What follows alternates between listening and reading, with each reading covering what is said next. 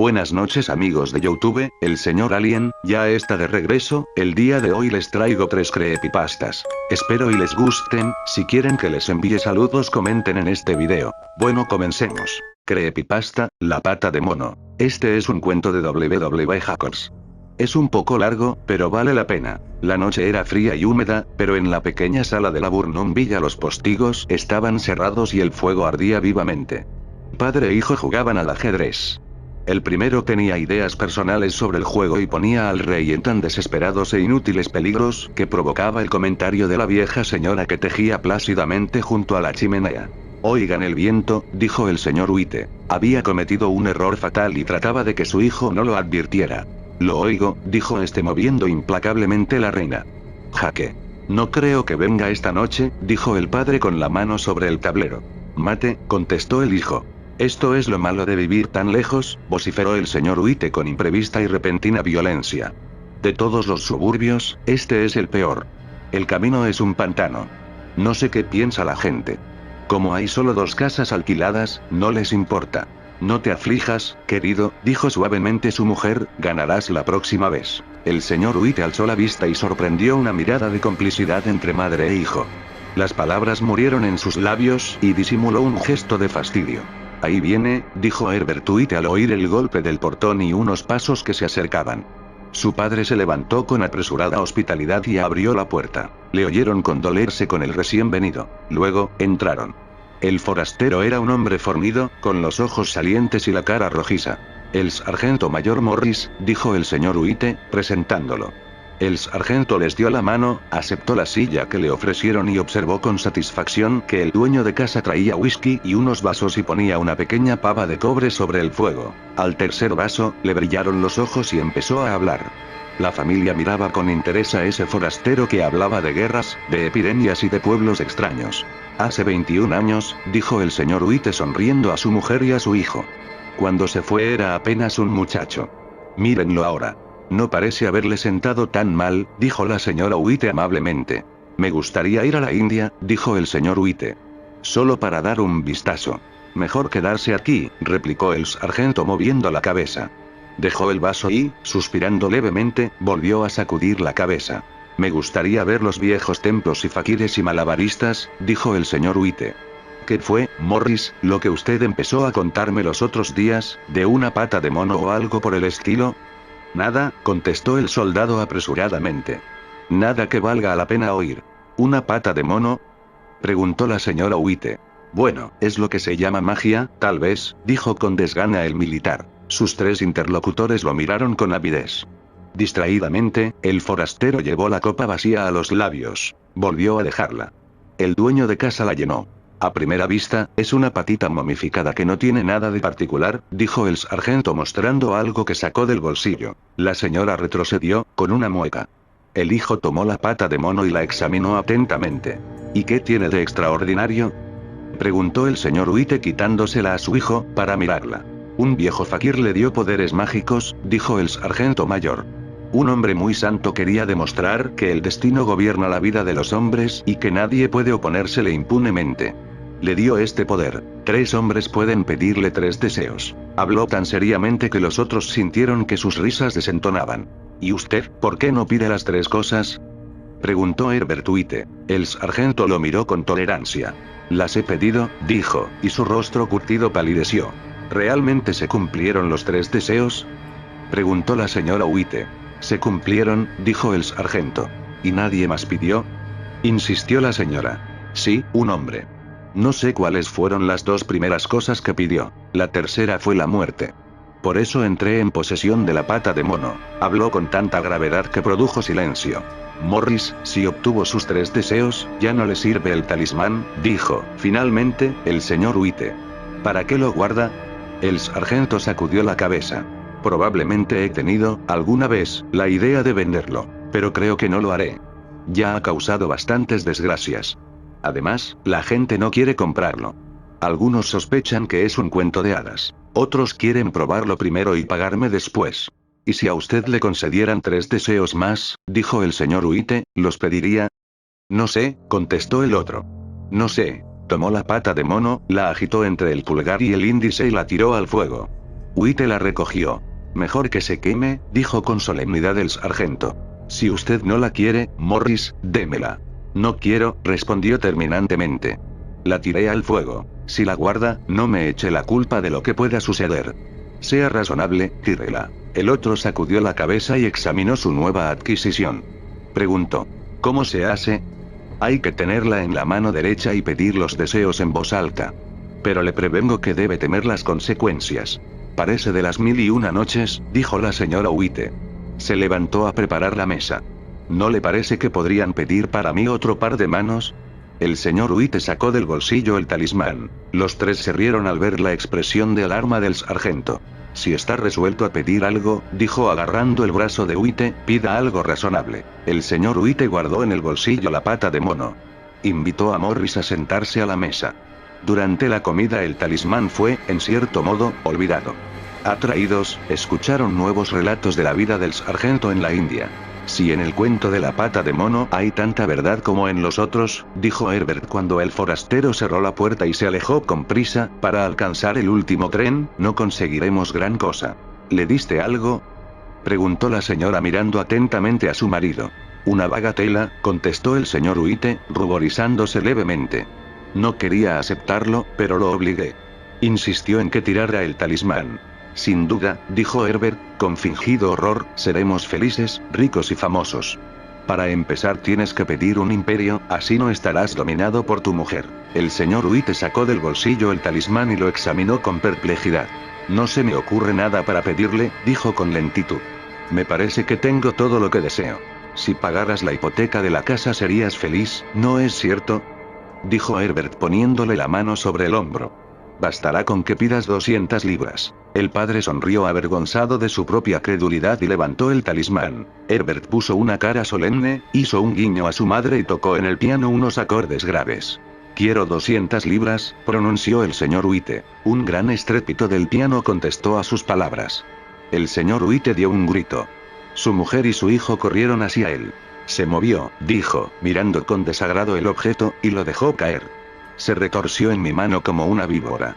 Pero yo no veo el dinero, observó el hijo, recogiendo el talismán y poniéndolo sobre la mesa. Apostaría que nunca lo veré.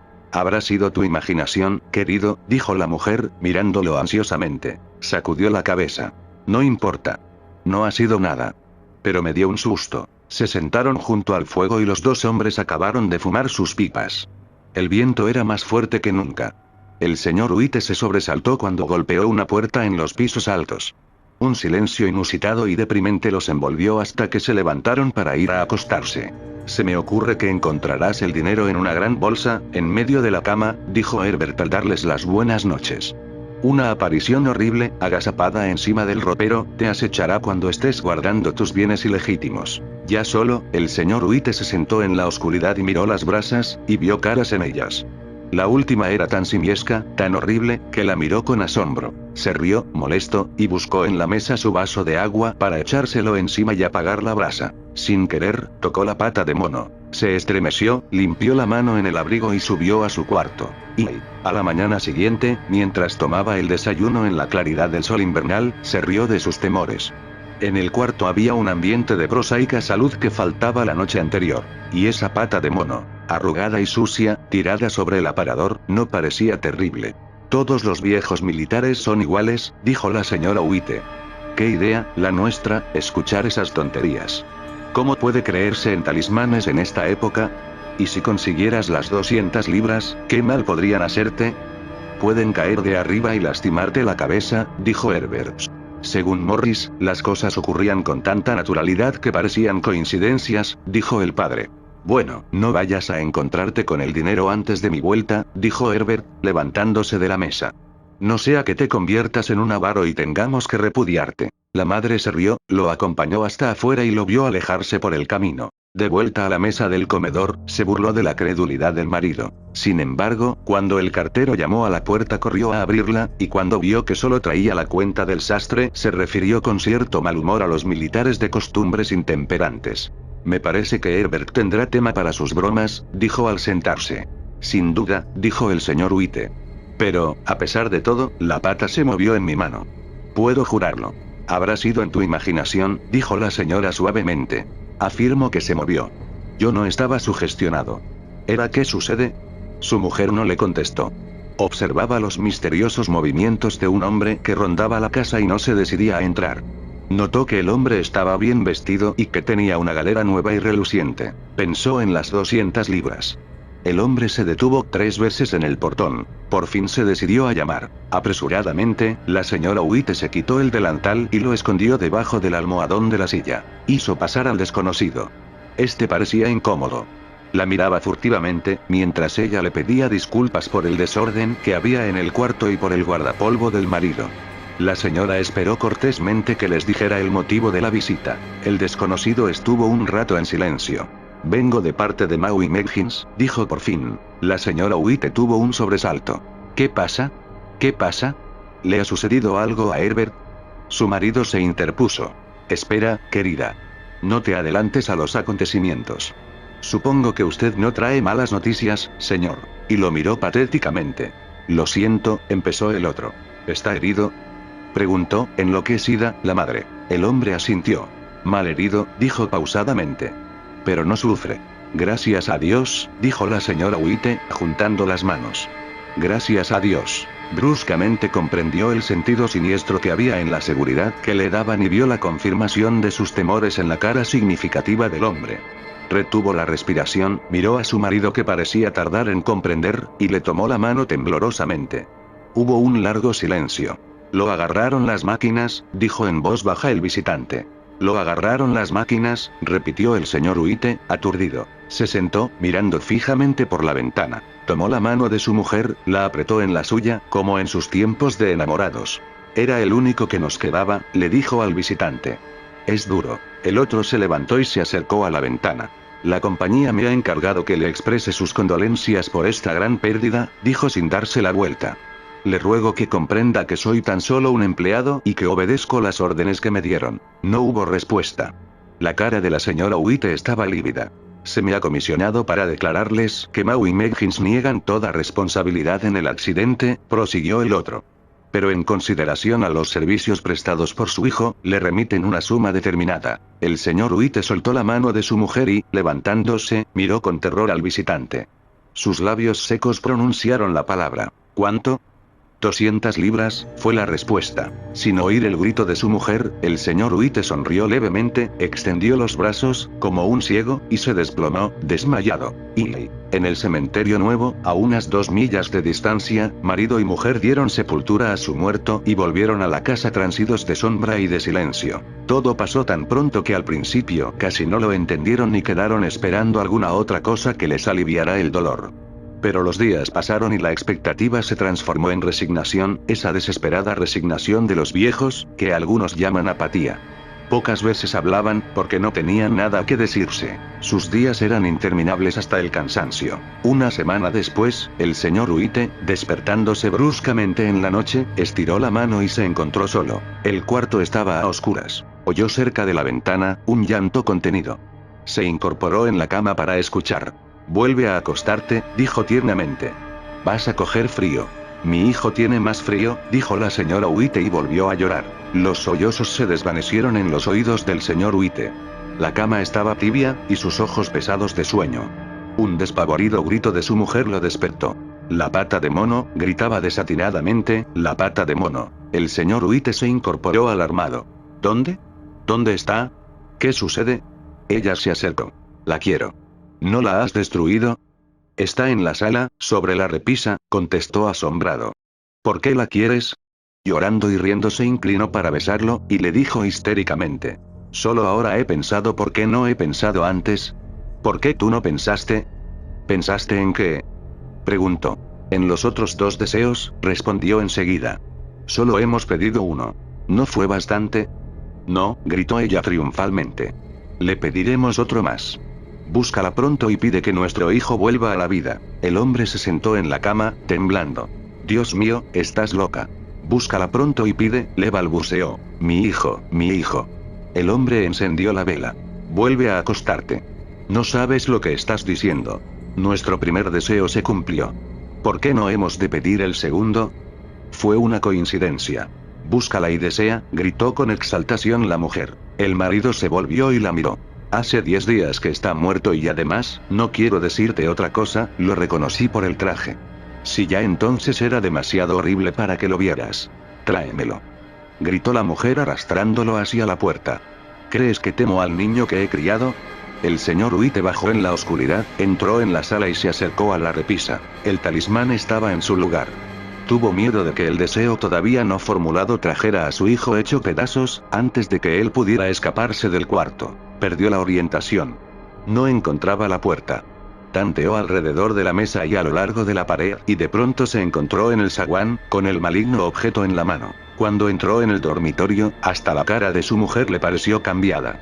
Estaba ansiosa y blanca y tenía algo sobrenatural. Le tuvo miedo. Pídelo. Gritó con violencia. Es absurdo y perverso, balbuceó. Pídelo, repitió la mujer. El hombre levantó la mano. Deseo que mi hijo viva de nuevo. El talismán cayó al suelo. El señor Huite siguió mirándolo con terror. Luego, temblando, se dejó caer en una silla mientras la mujer se acercó a la ventana y levantó la cortina. El hombre no se movió de allí, hasta que el frío del alba lo traspasó. A veces miraba a su mujer que estaba en la ventana. La vela se había consumido, hasta casi apagarse. Proyectaba en las paredes y el techo sombras vacilantes. Con un inexplicable alivio ante el fracaso del talismán, el hombre volvió a la cama. Un minuto después, la mujer, apática y silenciosa, se acostó a su lado. No hablaron, escuchaban el latido del reloj. Crujió un escalón. La oscuridad era opresiva. El señor Huite juntó coraje, encendió un fósforo y bajó a buscar una vela. Al pie de la escalera el fósforo se apagó. El señor Huite se detuvo para encender otro. Simultáneamente resonó un golpe furtivo, casi imperceptible, en la puerta de entrada. Los fósforos cayeron. Permaneció inmóvil, sin respirar, hasta que se repitió el golpe. Huyó a su cuarto y cerró la puerta. Se oyó un tercer golpe. ¿Qué es eso?, gritó la mujer. Un ratón, dijo el hombre. Un ratón. Se me cruzó en la escalera. La mujer se incorporó. Un fuerte golpe retumbó en toda la casa. Es Herbert. Es Herbert. La señora Huite corrió hacia la puerta, pero su marido la alcanzó. ¿Qué vas a hacer?, le dijo ahogadamente. Es mi hijo, es Herbert. Gritó la mujer, luchando para que la soltara. Me había olvidado de que el cementerio está a 2 millas. Suéltame. Tengo que abrir la puerta. Por amor de Dios, no lo dejes entrar, dijo el hombre, temblando. ¿Tienes miedo de tu propio hijo?, gritó. Suéltame. Ya voy, Herbert. Ya voy. Hubo 2 golpes más. La mujer se libró y huyó del cuarto. El hombre la siguió y la llamó, mientras bajaba la escalera. Oyó el ruido de la tranca de abajo. Oyó el cerrojo. Y luego, la voz de la mujer, anhelante. La tranca, dijo. No puedo alcanzarla. Pero el marido, arrodillado, tanteaba el piso, en busca de la pata de mono. Si pudiera encontrarla antes de que eso entrara. Los golpes volvieron a resonar en toda la casa. El señor Huite oyó que su mujer acercaba una silla. Oyó el ruido de la tranca al abrirse. En el mismo instante encontró la pata de mono y, frenéticamente, balbuceó el tercer y último deseo. Los golpes cesaron de pronto, aunque los ecos resonaban aún en la casa. Oyó retirar la silla y abrir la puerta. Un viento helado entró por la escalera, y un largo y desconsolado alarido de su mujer le dio valor para correr hacia ella y luego hasta el portón. El camino estaba desierto y tranquilo.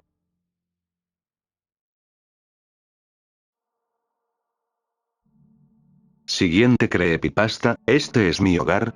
Un nuevo comienzo siempre estará cargado de obstáculos imprevistos, mas este por lo general suele ser gratificante cuando se ha llegado a algo seguro. En mi caso, este lejos de ser reconfortante fue el inicio de una pesadilla acerca de la cual, aún en pleno siglo XXI me cuesta bastante hablar. No mentiré al decir que ya he superado esto, pues aún me estremezco cuando el más mínimo ruido me despierta por las noches. O peor aún, cuando escucho el agudo llanto de un bebé pidiendo a gritos que se le preste algún tipo de atención. Pues en esas épocas para mí el llanto de un infante era solo el comienzo de una larga pesadilla. En ese entonces corría el año de 1980. Mi familia y yo, con 8 años de edad, nos habíamos mudado a un pueblito apartado de la ciudad, pues por problemas familiares tuvimos que abandonar nuestro antiguo hogar en la capital del país. Al ser citadinos los lugareños nos despreciaban solo por no ser similares a ellos, pues casi todos llevaban el mismo apellido. Tanto era el rechazo hacia nosotros que vivimos en una fétida accesoria alrededor de 3 meses. No fue hasta que una vieja mujer se apiadó de nosotros que logramos habitar en un lugar decente, pues esta le mostró a mi madre una vieja casa aparentemente abandonada. Ella nos contactó con el dueño y, al tratar con él, nos dejó quedarnos en ella sin necesidad de pagar renta o algo por el estilo. En palabras de aquel señor, solo con cuidarla basta y sobra. La casa en cuestión era un lugar bastante extenso, pues contaba con 400 metros de construcción con otros 200 de patio que la rodeaban en absoluto. A los lados existían bardas bastante altas, y en las partes frontal y posterior existían 2 enormes árboles, por lo cual podría decirse que estábamos rodeados. Durante 2 días estuvimos arreglando su interior, que consistía en una cocina barra comedor, una pequeña sala de estar, un cuarto de baño, 3 habitaciones céntricas y finalmente una habitación en el extremo norte de la construcción. Lo raro comenzó desde este entonces, pues a pesar de lo ya mencionado el lugar era realmente frío. Y eso no lo era todo, pues ocasionalmente un olor pútrido invadía la construcción y antes de repintarla extraños símbolos yacían inertes sobre las paredes de casi todas las habitaciones, pero en especial en el cuarto norte. Toda la casa emanaba una atmósfera realmente pesada, pero de nueva cuenta el último cuarto al final del pasillo se llevaba la corona. Por esta razón decidimos convertir esa habitación en una suerte de desván. En fin, nos acomodamos en las 2 habitaciones anteriores a la ya mencionada, dejando la habitación sur destinada para las visitas ocasionales. Vivir en un lugar así de día es una cosa, pero de noche, a veces es bastante curioso lo que hasta el más mundano de los sonidos puede representar. Pues cuando este se manifiesta en un lugar en donde no debería, puede desbalancear hasta el más centrado de los eruditos. El primer encuentro tuvo lugar 2 noches después de establecernos. Eran alrededor de las 2:30 de la mañana y nosotros por supuesto nos encontrábamos dormidos. Cuando me encontraba en el apogeo de mi letargo, un peculiar sonido me devolvió a la realidad. Destanteada buscaba la fuente de este, mas no tardé en notar que era una especie de ruido metálico que resonaba en el techo. Sí, indudablemente se escuchaba como si alguien arrastrara cadenas encima de nuestras cabezas, pero ¿quién en su sano juicio haría eso, en especial de madrugada? Mi padre, ni corto ni perezoso, salió a investigar, mas lo único que encontró fue a un gato. La cosa no paró ahí, pues a la mañana siguiente noté varios rasguños en mi muñeca derecha, seguido de un tremendo desorden en la pequeña sala de estar. De nuevo no le tomamos demasiada importancia. Supongo que esto era alguna especie de ultimátum, pues a partir de la noche siguiente las cosas en realidad se pusieron bastante turbias. Era de madrugada, de nueva cuenta me encontraba profundamente dormida cuando algo me despertaba. Esta vez no sería el ruido de unos simples eslabones. Esta vez era algo mucho más normal. El llanto de un bebé. Esto no sería descomunal a no ser por 2 razones. La primera, soy hija única. La segunda es que ese maldito llanto provenía de la habitación totalmente deshabitada al final del pasillo. Admito que este hecho me dejó congelada, pues pareciera que era la única que notaba esta anomalía. Todo lo que pude hacer fue cubrirme hasta la cabeza con mi sábana hasta quedarme dormida. Ojalá hubiese sido tan sencillo. Cuando comenzaba a ceder, mi cama se empezó a mover como si un saco helado de huesos hubiese entrado en ella y luego recostado a mi lado. Ni siquiera pude gritar, pues estaba muerta del miedo. Durante 2 horas fingí estar dormida al borde del llanto, sintiendo como unas heladas manos rozaban mi rostro una y otra vez, apreciando cada detalle frenéticamente. Por supuesto, cuando les comenté esto a mis padres, lo trataron como la hiperactiva imaginación de una niña. Las noches pasaron y en cada una de ellas estaba sin falta ese llanto, ese maldito llanto que fungía como augurio de una larga noche. Mi visitante no se conformaba con solo tocar mi cara, sino que recorría todo mi cuerpo. Durante toda la noche podía sentir su gélido aliento en mi cara, sus heladas manos recorrer mi cuerpo, y en ocasiones escuchaba susurros apenas entendibles, algo como: hija mía, por favor perdóname. Puede parecer curioso, pero cuando no escuchaba aquellos llantos venía el verdadero terror, pues cuando este raro evento ocurría, por lo general en la noche del 30 de abril/1 de mayo, mi visitante se tornaba muchísimo más agresivo. Recuerdo con nitidez la primera vez que esto ocurrió. Me preparaba mentalmente para otra noche no tan solitaria, mas el llanto nunca llegó. Pensé que se había detenido y bastante alegre me disponía a dormir pensando en que finalmente pasaría una noche tranquila. Pasó el tiempo y curiosamente sentí una mirada penetrante. Esta no parecía la presencia que me visitaba cada noche, pues la podía sentir mucho más enojada. Lamentablemente estaba en lo correcto. Al notar que el llanto no estaba, entró en frenesí, comenzó a azotarse contra la pared, luego me tomó del brazo derecho y me agitó alrededor de 20 minutos. El fuerte agarre combinado con los infernales gritos que aparentemente solo yo podía escuchar me agitaron lo suficiente como para hacerme caer inconsciente, no sin antes escuchar sus berridos en mi cabeza. Devuélvemelo porque nos haces esto. Dámelo ya. Esta vez yo no sería la única en notar a este ser, pues mis padres también lo hicieron. Al parecer unos minutos después de lo que me ocurrió el televisor de su cuarto se encendió sin motivo aparente, sin marcar canal, ni volumen, solo estática acompañada con unos gritos dignos de una película de terror.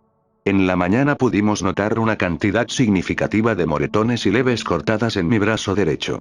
De nueva cuenta había un caos, pero esta vez se extendía hasta la habitación del fondo. Creo que hablo por toda mi familia cuando digo que nos hubiera encantado mudarnos cuanto antes, mas no teníamos dinero extra para rentar, y mi auténtica casa aún no acababa de construirse. Durante 4 años sufrí por algo que no podía ver. Las visitas ahora ocurrían también de día.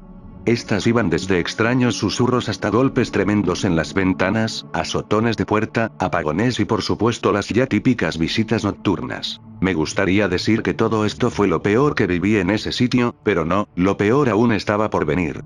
Raramente esto ocurrió cerca del tiempo de abandonar esa maldita casa del demonio. Como toda familia, la mía cuenta con la tía loca que dice poder ver más allá.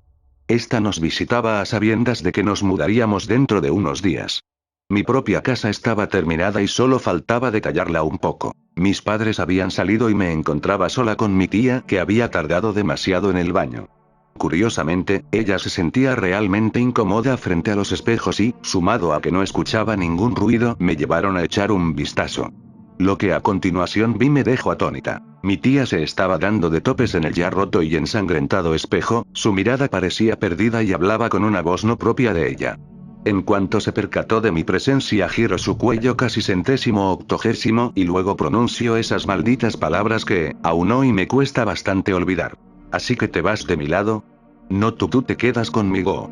Sus desorbitados ojos me miraron como nunca antes lo habían hecho. Corrí al lado opuesto cerrándole la puerta en la cara, corriendo y a su vez tratando de desafanarme de esa peliaguda situación. Tomé las llaves y, cerca de la entrada al cuarto de huéspedes miré hacia el norte. Enseguida divisé una silueta negra que pasaba del cuarto de mis padres al mío. Al no encontrarme chillo tan agudo que casi me deja sorda. Salió de él y con relativa tranquilidad me miró fijamente durante lo que a mí me pareciera una eternidad. En ese momento lo único que deseaba era correr hacia la puerta que estaba a escasos metros de mí, mas mis piernas no respondían. Este ser es de lejos, lo más aterrador que he visto en mi vida. No me hace gracia alguna tener que recapitular estas agrias memorias, mas le trataré de describir lo mejor que las palabras me permitan. El ente en cuestión estaba cubierto totalmente con una túnica negra que arrastraba en el suelo, un par de cadenas tirando de sus brazos y, finalmente una máscara semiovalada cubriendo su rostro. Ahora esa cosa me observó de pies a cabeza. Su gélido aliento me hizo reconocer a mi visitante de inmediato. Extendió su mano y finalmente vomitó aquello que creo eran palabras, apenas entendibles para el oído humano. Tú irás sin mí. A cualquier lugar al vayas. No recuerdo más de aquella traumática experiencia.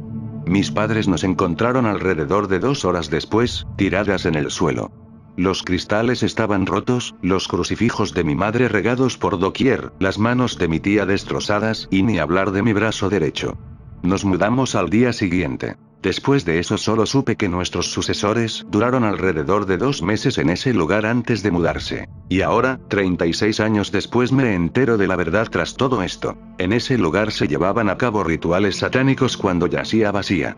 Pero esto no lo es todo. Antes de ser vendida y posteriormente alquilada, ese lugar fungía como la casa de citas local. La señora que en ese sitio se prostituía era casada, mas su esposo rara vez se encontraba a su lado. Para guardar las apariencias esta señora abortaba cuando resultaba preñada, enterrando los restos de aquellos pobres fetos en el jardín. Irónicamente un día su marido descubrió esto mientras estaba de vacaciones en el pueblo y, en un ataque de ira mató a su esposa, que de nuevo estaba embarazada solo para posteriormente quitarse la vida en aquel lugar. Esto explica muchas cosas pero, principalmente los pequeños huesos que encontré en el jardín cuando era una niña. La última creepypasta se llama, La casa número 435. No es fácil explicar el sentimiento que recorrió el alma de Andrés cuando pasó por esa vieja casa de adobe y piedra ubicada entre la avenida Valdivia y el callejón San Mateo. Él sintió un nerviosismo y una inexplicable tensión, se trataba de esas angustias que agobian el corazón dejando un enorme vacío. En ocasiones esto sucede cuando distingues en el rostro de un desconocido una seña de familiaridad o cuando te encuentras en una situación que sabes que has vivido antes. Andrés había tenido esta misma sensación porque esa casa, tan desconocida para él, había sido el objeto de sus pesadillas desde que era un niño. Esta casa se encontraba en lo que se denomina el casco viejo de la ciudad. Estas son aproximadamente 5 o 6 manzanos distribuidos alrededor de la plaza principal.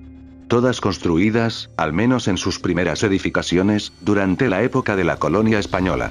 Muchas de estas edificaciones tienen más de 400 años de antigüedad y en antaño eran utilizadas por los principales personajes de la ciudad quienes las habitaban orgullosos cerca de la plaza junto a la casa del gobernador, la catedral y la alcaldía rodeados de los primeros y lujosos clubes que, en los primeros años de la ciudad, constituían el centro de la vida social de todas estas personas. Paulatinamente la modernidad y la tecnología habían hecho acto de presencia en esta parte de la ciudad y a pesar de conservar su fachada y estructura antigua, muchas de las casas del casco viejo habían sido acondicionadas para ser utilizadas en tiendas y restaurantes.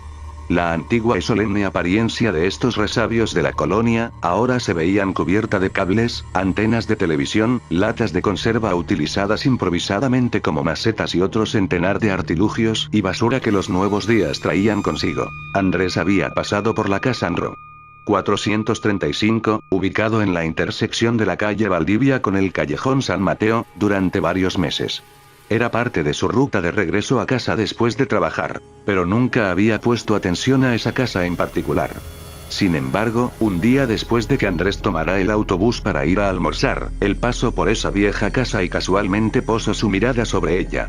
Cuando la vio notó una puerta que siempre se encontraba abierta dando paso a una pequeña tienda, curiosamente, ese día se encontraba cerrada. El fugaz vistazo de esa puerta, negra con el mismo tosco acabado, con las mismas bisagras y el mismo candado con el que fue construido medio siglo atrás y con el que había soñado durante tanto tiempo, lo impactó. Una desagradable sensación lo invadió, un sentimiento de descubrir por primera vez un lugar que se esconde en lo más recóndito de tu subconsciente. Él nunca había entrado a esa vieja tienda, no obstante sentía que ya había estado ahí, un aire de una recóndita familiaridad lo atraía a ese lugar. Andrés no quedó tranquilo después de esa experiencia y se dispuso a visitar el lugar para aclarar su cabeza. Escogió una mañana de sábado, en la que no tenía nada que hacer, para ir a explorar esa zona. El autobús lo dejó en la misma acera en la que se encontraba la casa, pero Andrés decidió investigar los alrededores de esta para intentar dilucidar por qué ese lugar había pasado desapercibido para él por tanto tiempo. Muchas gracias por ver el video, buenas noches.